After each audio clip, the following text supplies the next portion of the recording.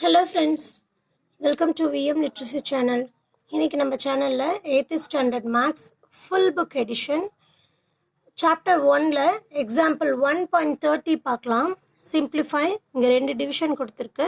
First one square root of 12 into square root of 3. ஓகேவா? 12 into 3 னா டைரக்டா நம்ம மல்டிப்ளை பண்ணிக்கலாம். இங்க ஸ்கொயர் ரூட் வேல்யூ கொடுத்திருக்கு.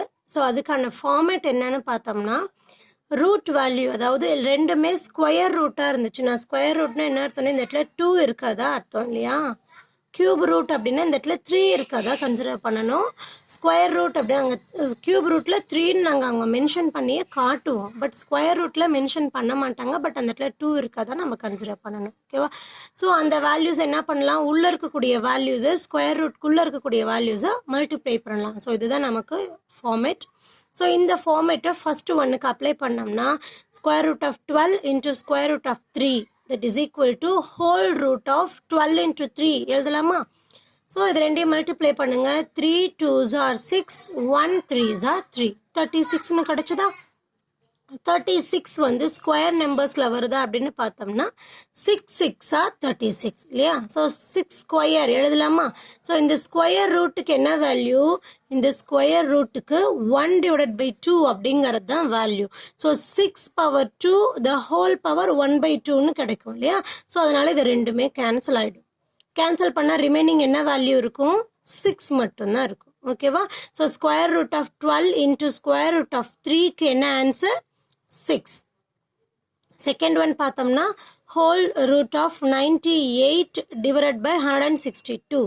ஸோ இதுக்கான ரூட் வேல்யூ நம்ம யூஸ் பண்ண போகிறோம். இது என்ன ஃபார்மேட் படி வருது அப்படின்னு பார்த்தோம்னா whole root of A divided by B that is equal to root of A divided by root of B.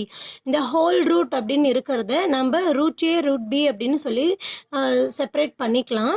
Denominator value not equal to 0ன்னு இருக்கணும். ஓகேவா? டினாமினேட்டரில் எந்த இன்டீஜர் வந்தாலுமே அந்த வேல்யூ நாட் ஈக்குவல் டு 0ன்னு இருக்கணும். ஸோ இந்த ஃபார்மேட் தான் இங்கே நம்ம யூஸ் பண்ண போகிறோம். அண்ட் 98க்கும் 162க்குமான ஃபேக்டர்ஸ் நம்ம ஃபைண்ட் பண்ணோம்னா ஈஸியாக இருக்கும். இந்த இடத்துல போடலாம். 98 ஃபேக்டர்ஸ் ஃபைண்ட் பண்ணணும்னா மேக்ஸிமம் ப்ரைம் ஃபேக்டர்ஸ் எடுத்துப்போம் இல்லையா? ஸோ ஃபர்ஸ்ட் 2 டேபிளால் டிவைட் பண்ணலாம்.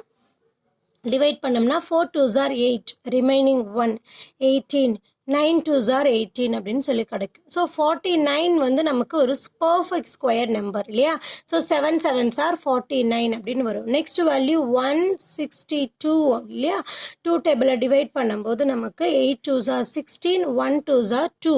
ஸோ 81 வந்து நமக்கு perfect square number. So 9 9s are 81 அப்படின்னு சொல்லி கிடைக்கும் இல்லையா?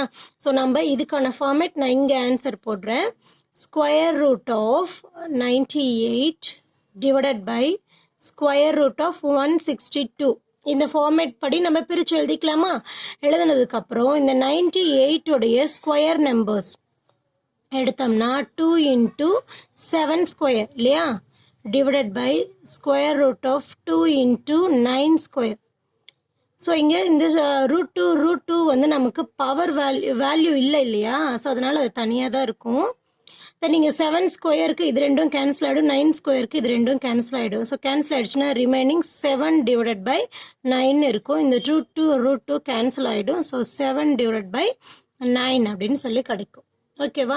ஸோ இந்த whole root of 98 divide by 162க்கு 7 டிவைட் பை 9 அப்படின்னு ஆன்சர் எழுதலாம். இங்கே புக்கில் ரூட் வரைக்கும் கொண்டு வந்துட்டு லாஸ்ட்டாக ஆன்சர் ஃபார்ம் பண்ணியிருக்காங்க. பட் நம்ம இந்த ஃபார்மேட் நம்ம அப்ளை பண்ணதுனால டைரெக்டாக 7 டிவைட் பை 9 அப்படின்னு சொல்லி ஆன்சர் எழுதிட்டோம். ஓகேவா? இந்த எக்ஸ்ப்ளனேஷன் புரிஞ்சிருக்கும் அப்படின்னு நினைக்கிறேன். மறக்காமல் வீடியோக்கு லைக் பண்ணுங்கள், கமெண்ட் பண்ணுங்கள். விஎம் லிட்ரஸி சேனலுக்கு சப்ஸ்கிரைப் பண்ணிக்கோங்க. தேங்க்யூ ஃபார் வாட்சிங்.